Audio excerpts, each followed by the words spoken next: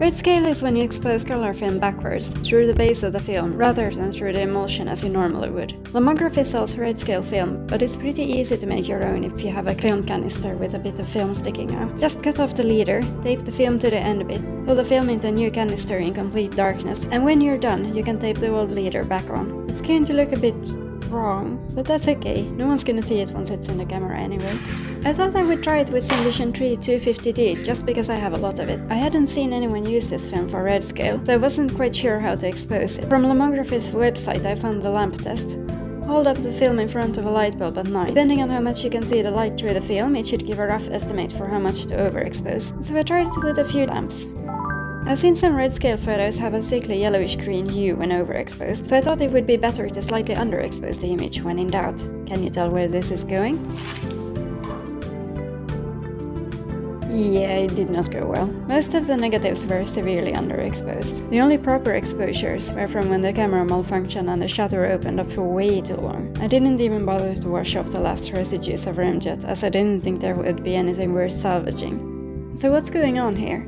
Color film is, in very simplified terms, made from 3 layers of light-sensitive emulsions coated on a base layer for stability. The top layer is sensitive to blue light, the middle to green, and the bottom to red. Because the red and green sensitive layers also are sensitive to blue light, a yellow filter is placed between the blue and the green layers to block blue light and thus reduce color shifts. Most films also have an anti-halation layer to prevent light from spreading out. In the case of Vision 3 films, this is in the form of a thick, dark layer called remjet. When exposed in the film through the base, light first reaches the red and then the green layer, but the yellow filter cuts off most of the light from reaching the blue sensitive layer. The base is also filtering out light depending on its color and thickness, so the film needs to be overexposed compared to its normal speed. Additionally, for the Vision 3 film, light also has to pass through the remjet layer, cutting out even more light. So what little light actually made it to the emulsion mostly exposed just the red layer faintly. So why didn't I just start with an exposure test?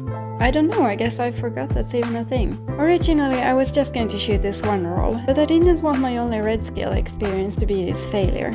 So I made another attempt, this time with SantaColor 100. This film is very light and thin and doesn't have a thick black back. From my experience, it's quite forgiving of poor exposures too. It's pretty much the opposite of Vision 3 250D. The weather was still dull, grey and moody, so whenever I could I kept snapping photos I thought might work as Redscale.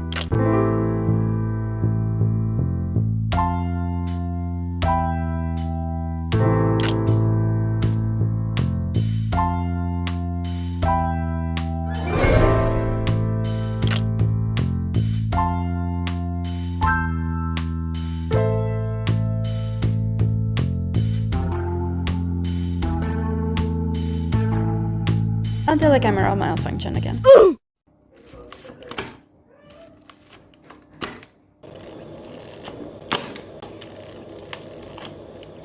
What the hell is this?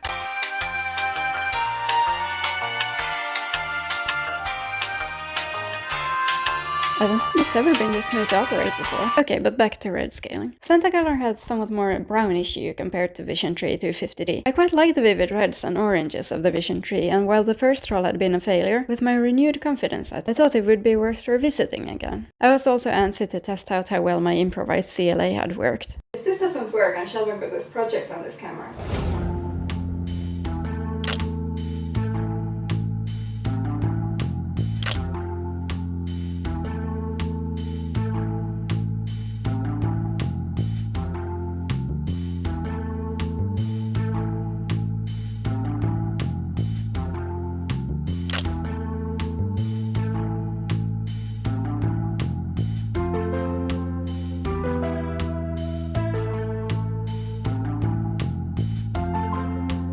I think these conditions are where Redscale really shines. The mist is already a bit unsettling, but the Redscale just complements it really well.